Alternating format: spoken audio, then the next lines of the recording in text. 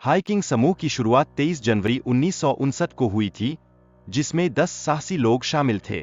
इस समूह में 8 युवा लड़के और 2 लड़कियां थीं, जिनका नेतृत्व साहसी इगोर डिटलेफ कर रहे थे।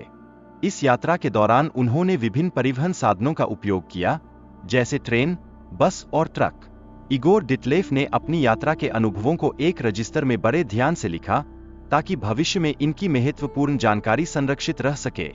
गायब हुए हाइकर्स ने अपने अनुभवों को दस्तावेजित किया था, जिसमें फोटोज और डायरी प्रविष्टियां शामिल थीं।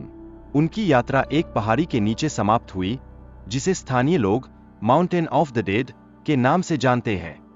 हालांकि उनकी चढ़ाई की योजना 16 दिन की थी, परंतु 15 दिन बीत जाने के बाद भी इगोर और उनका समूह वापस नहीं लौटे। यह स्थिति तेजी से चिंता का विषय बन गई। 26 फरवरी को एक खोज दल को पर्वत की तलहटी में उनका कैंप मिला, जिसमें कुछ गलत होने के संकेत दिखाई दिए। इस खोज ने सस्पेंस और रहस्य को और बढ़ावा दिया। खोज के दौरान तंबू के पास कुछ फुटप्रिंट मिले, जो पर्वत की दिशा में जा रहे थे, लेकिन जैसे ही इनकी खोज की गई, ये रहस्यमय रूप से गायब हो गए। कुछ शवों पर अजीब निशान पाए गए, जो यह संकेत देते हैं कि हाइकर्स ने अपनी जान बचाने के लिए संघर्ष किया। इस घटना ने सभी को सोचने पर मजबूर कर दिया कि आखिर क्या हुआ था। पहले 2 हाइकर्स की मौत का कारण हाइपोथर्मिया बताया गया है, क्योंकि वे ठंड के मौसम में उचित कपड़े नहीं पहनकर गए थे।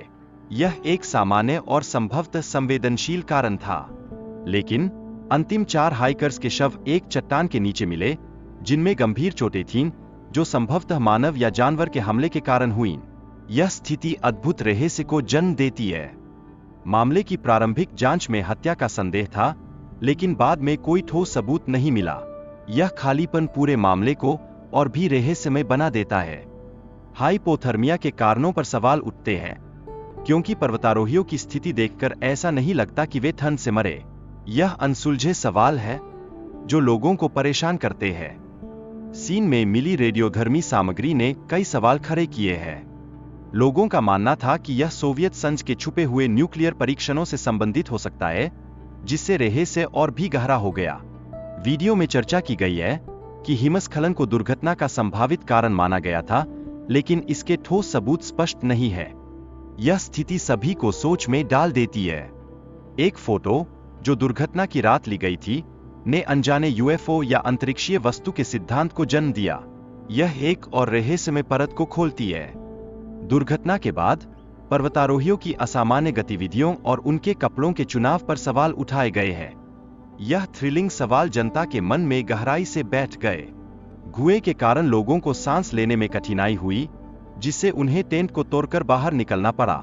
यह अनुभव दर्शाता है कि सुरक्षित वेंटिलेशन कितना महत्वपूर्ण है, खासकर ऐसी परिस्थितियों में। घटना के बाद कुछ सदस्य गंभीर चोटों का सामना कर रहे थे, जिससे उनकी स्थिति और भी बिगड़ गई।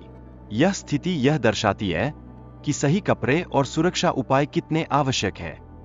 वीडियो में यह भी बताया गया है कि कुछ सदस्यों के कपड़ों में रेडियोधर्मी तत्व पाए गए, जो उनकी पिछली नौकरी का संकेत देते हैं। यह घटना के रहस्यों को और गहरा करती है।